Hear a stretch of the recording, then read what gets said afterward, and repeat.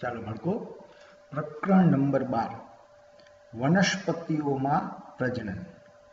તો પ્રજનન એટલે શું? તો કે પોતાના જેવો નવો સજીવ ઉત્પન્ન કરવા એ દરેક સજીવનું લક્ષણ છે. તમે અગાઉના ધોરણ 6 માં અભ્યાસ કરેલ છે કે પિતૃમાંથી નવા સજીવ ઉત્પન્ન થવાની ક્રિયાને શું કહેવાય છે? પ્રજનન કહેવાય છે. પરંતુ વનસ્પતિ કેવી રીતે પ્રજનન કરે છે? પ્રજનનના જુદા જુદા પ્રકારો કે જેનો અભ્યાસ આપણે આ પ્રકરણમાં કરવાનો છે. તો જોઈએ, સૌથી પહેલા પ્રજનનના પ્રકારો. ધોરણ 6 માં તમે પુષ્પના વિવિધ ભાગોનો અભ્યાસ કરેલો છે. હવે વનસ્પતિના વિવિધ ભાગોની યાદી બનાવીએ તો જોઈએ કે મોટા ભાગની વનસ્પતિઓ મૂળ, પ્રકાંડ અને પર્ણ ધરાવે છે. તેઓને વાનસ્પતિક અંગો કહેવાય છે. ચોક્કસ સમયગાળાની વૃદ્ધિ પછી વનસ્પતિમાં પુષ્પ જોવા મળે છે. તમે નિહાળ્યું હશે કે આંબાને વસંત ઋતુમાં પુષ્પ આવે છે, જેને આપણે મોર કહીએ છીએ. આ એ જ પુષ્પો છે કે જેમાંથી કેરીનું નિર્માણ થાય છે. જે આપણને કેરી છે આપણે ઉનાળામાં માણીએ છીએ. આપણે ફળ ખાઈએ છીએ અને બીજને શું કરીએ છીએ? તો કે ફેંકી દઈએ છીએ. આ બીજ અંકુરણ પામીને નવા છોડનું સર્જન કરે છે. આમ વનસ્પતિમાં પુષ્પનું કાર્ય શું થાય? તો કે પુષ્પો છે એ વનસ્પતિમાં પ્રજનનનું કાર્ય કરે છે. કયું કાર્ય કરે છે? પ્રજનનનું કાર્ય કરે છે. પુષ્પો એ વનસ્પતિના પ્રજનનિક ભાગ છે. પુષ્પ છે એ વનસ્પતિનો કયો ભાગ છે? પ્રજનનિક ભાગ. વનસ્પતિના વિવિધ રીતે તેમના બાળછોડ ઉત્પન્ન કરે છે. તે મુખ્ય બે રીતે કરે છે. એક અલિંગી પ્રજનન પદ્ધતિથી અને બીજું લિંગી પ્રજનન પદ્ધતિથી. તો અલિંગી પ્રજનનમાં વનસ્પતિ બીજ વિના જ નવો છોડ ઉત્પન્ન કરે છે. ખાસ ધ્યાન રાખજો. જ્યારે અલિંગી પ્રજનનમાં બીજ વગર નવો છોડ ઉત્પન્ન કરે છે. જ્યારે લિંગી પ્રજનનમાં નવો છોડ કેમાંથી મેળવવામાં આવે છે? બીજમાંથી મેળવવામાં આવે છે. તો આ બંને પ્રકારોમાં આપણે સૌથી પહેલા જોઈએ અલિંગી પ્રજનન.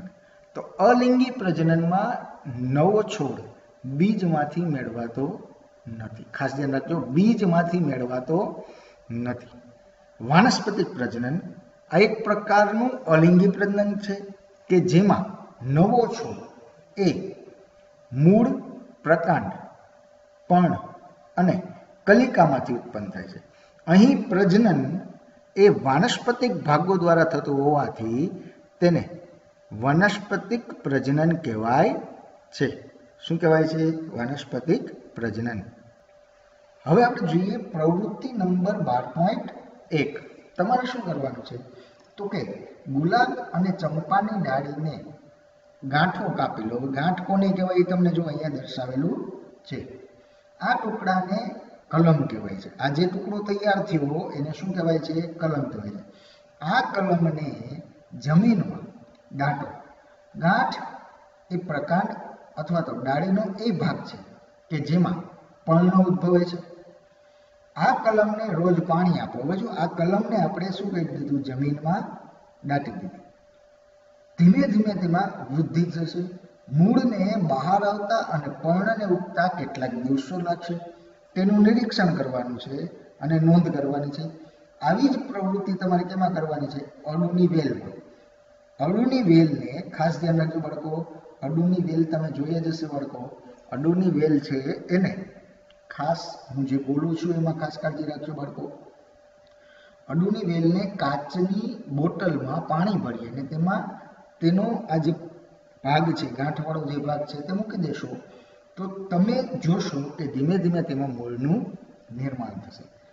કલિકાઓને ફૂલમાં રૂપાંતરિત થતી તમે જોઈએ જ છે.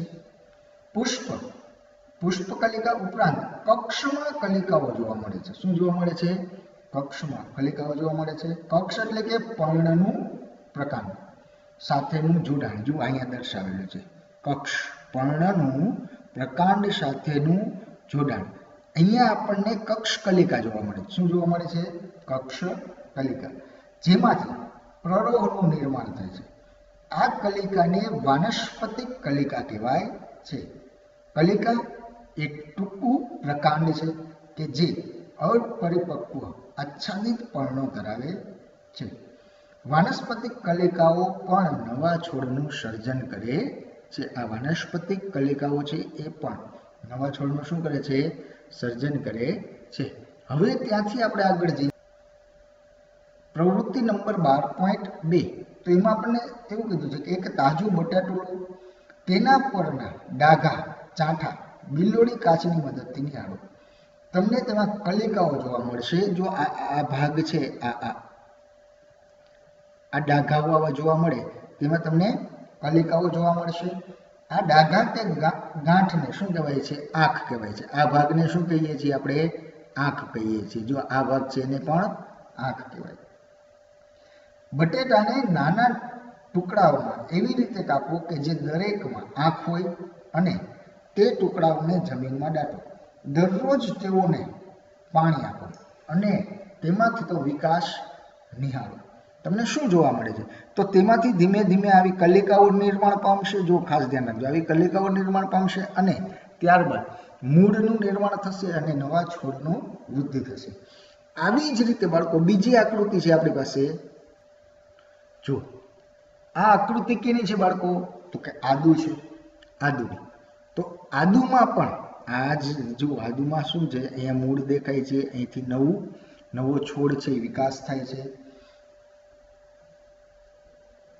આવી જ રીતે તમે આદુ અને હળદરમાં પણ ઉગાડી શકો છો. ક્લિયર બાળકો? આદુ અને હળદરને પણ બટેટાની જેમ જ ઉગાડી શકાય છે. ત્યારબાદ આવે છે પાનફૂટી. તો પાનફૂટીની પર્ણની રચના હું તમને બતાવું છું. ચાલો બાળકો, પાનફૂટી એ પર્ણ કિનારી પર કલિકાઓ ધરાવે છે. જો આ પર્ણ ભીની જમીન પર પડે, જો આ પર્ણ છે, પર્ણ તો ઠીક બાળકો, આ કલિકાઓ છે ભીની જમીન પર પડે તો દરેક કલિકામાંથી નવા છોડનું શું થાય છે? નિર્માણ થાય છે. કેટલીક વનસ્પતિઓ છે એનો મૂળ પણ નવા છોડ ઉત્પન્ન કરે છે. જેનું ઉદાહરણ છે શક્કરિયું અને ડાહલિયા. શક્કરિયું અને ડાહલિયા કે જેમાં મૂળમાંથી નવી વનસ્પતિનું નિર્માણ થાય છે. થોર જેવી વનસ્પતિમાં અમુક ભાગો મુખ્ય વનસ્પતિના છોડથી જુદા પડે છે, ત્યારે તેમાંથી નવો છોડ ઉત્પન્ન થાય છે.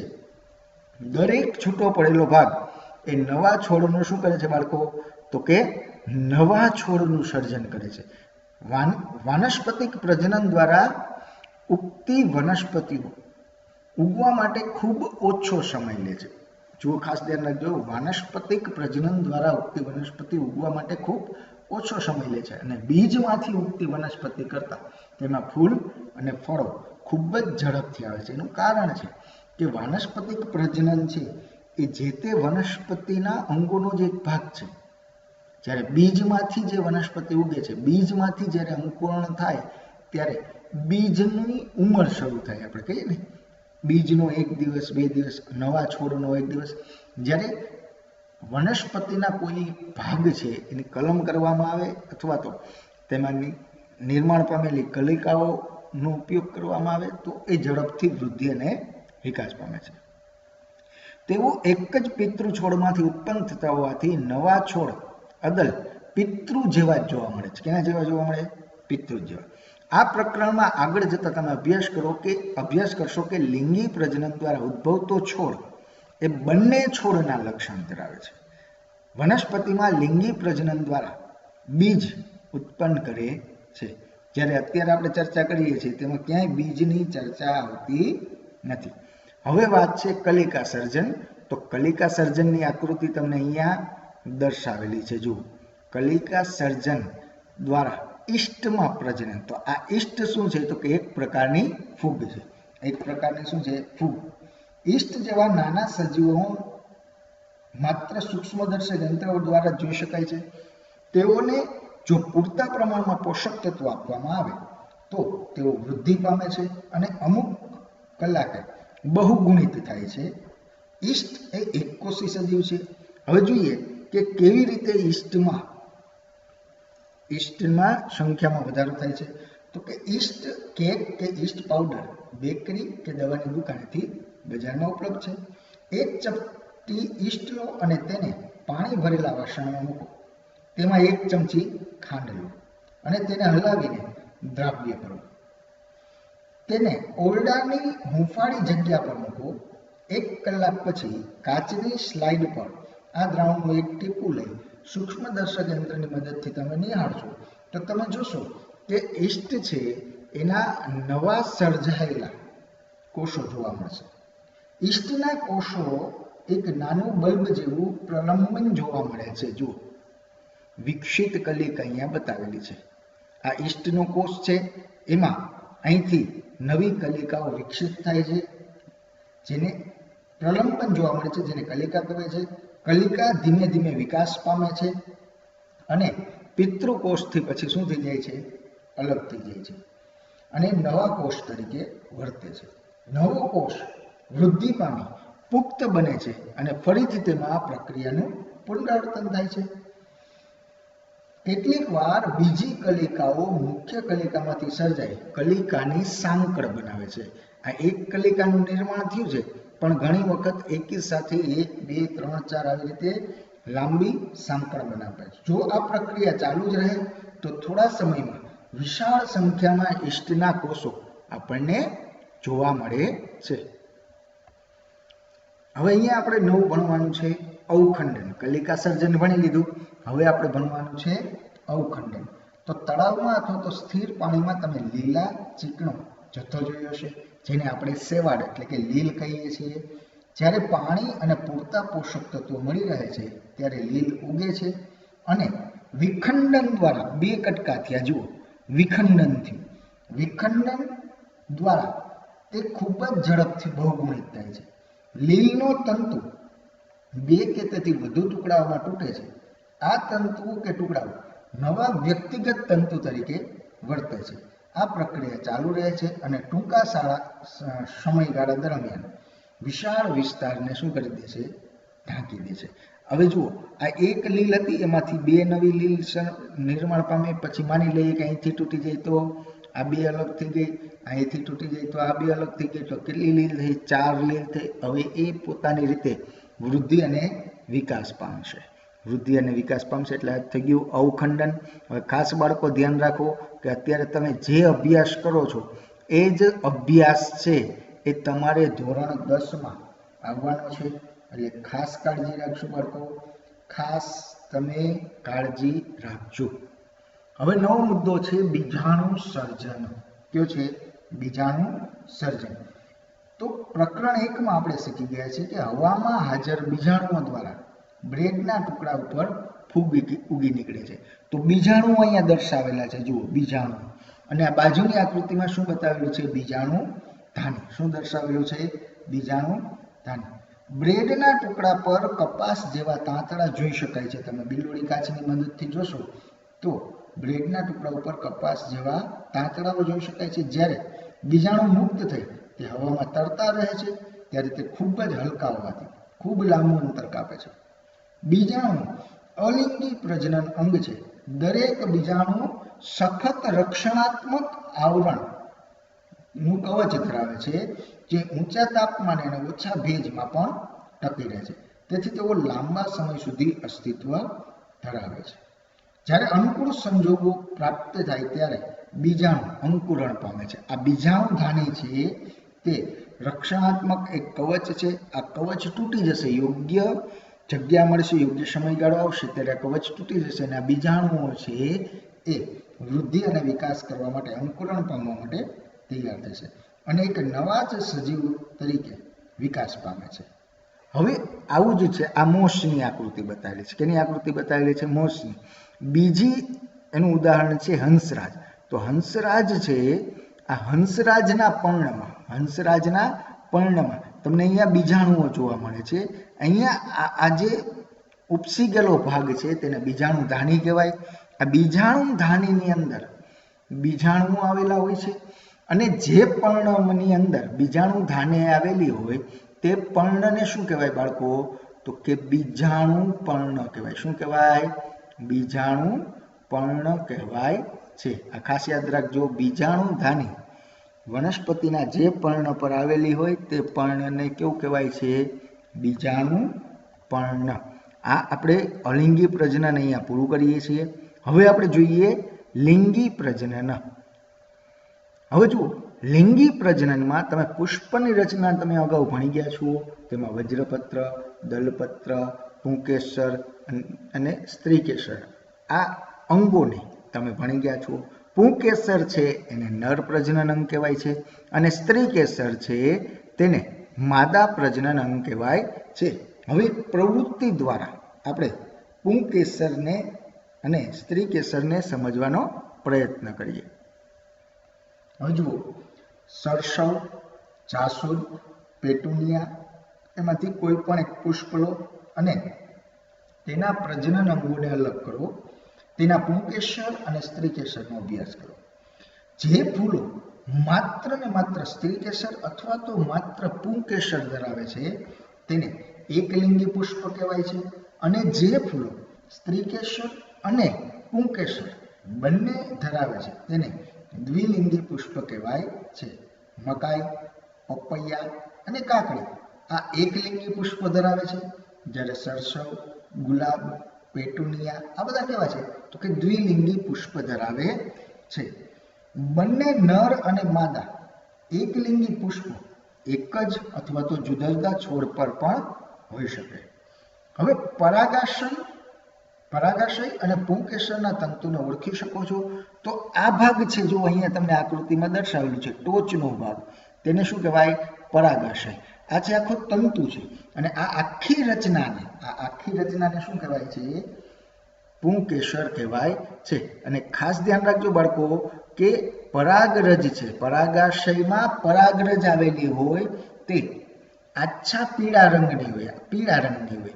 તમે તેને હાથ વડે સ્પર્શ કરો તો તમારા હાથમાં પણ એ રંગ છે એ ચોંટી જાય છે. ક્લિયર બાળકો?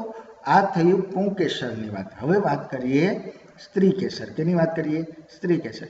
તો સ્ત્રીકેસરની આકૃતિ આપણે જોઈ લઈએ બાળકો. ખાસ જુઓ, સ્ત્રીકેસરમાં સૌથી ઉપરનો ભાગ છે તેને પરાગાસન કહેવાય. પછી આ જે નલિકામય રચના દેખાય છે એને પરાગવાહિની કહેવાય. નીચે કે જે પુષ્પ સાથે જોડાયેલો ભાગ છે, પુષ્પદંડ સાથે જોડાયેલો ભાગ છે તેને અંડાશય અથવા તો એનું બીજું નામ છે બીજાશય પણ કહેવાય છે. આ અંડાશય કે બીજાશયમાં માદાજન્યુ અંડકોષો ઉત્પન્ન કરવાનું કાર્ય કરે છે. ક્લિયર બાળકો? લિંગી પ્રજનનમાં એક નરજન્યુ અને એક માદાજન્યુ ભેગા મળી અને ફલિતાંડ તૈયાર કરે છે.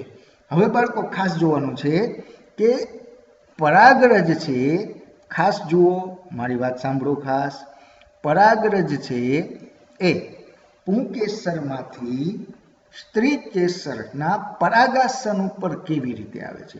તો અહીંયા તમને દર્શાવેલું છે. જુઓ કે આ પરાગરજ છે, અહીંયા પરાગરજ આવેલી હોય છે.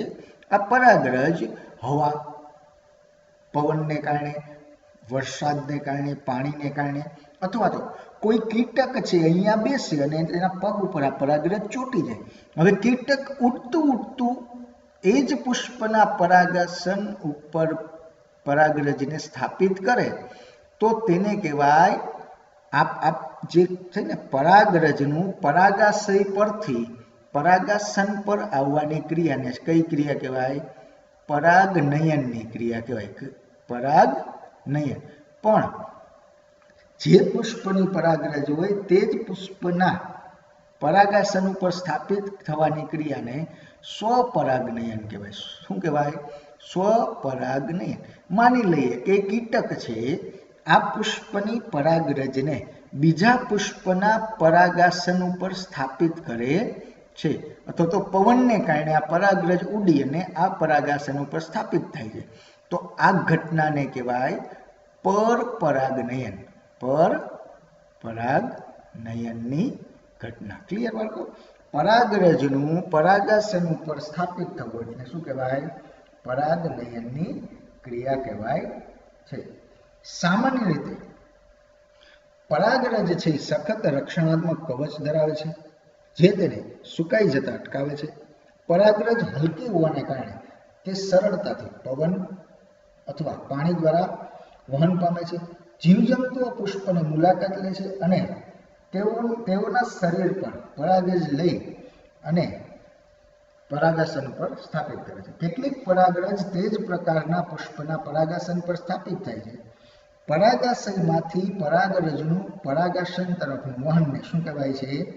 પરાગનયન કહેવાય છે. જો તે જ પુષ્પ પર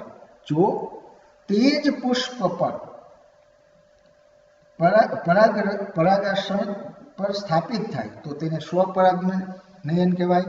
અને એક પુષ્પની પરાગરજ છે એ તે જ છોડના બીજા પુષ્પ પર અથવા તો તેના જેવા અન્ય છોડના પુષ્પ પર ના પરાગાસન પર સ્થાપિત થાય તો તેને શું કહેવાય છે? પરપરાગનયન કહેવાય છે. હવે અહીંયા જુઓ, આપણે જોયું કે પરાગાસન ઉપર પરાગરજ છે એ સ્થાપિત થઈ જાય છે. તો હવે ફલનની ક્રિયા આપણે અભ્યાસ કરવાની છે. કયો ક્રિયા અભ્યાસ કરવાની છે? ફલનની ક્રિયાનો અભ્યાસ કરશું. હવે જો બાળકો, અહીંયા તમને આ આકૃતિ દર્શાવેલી છે.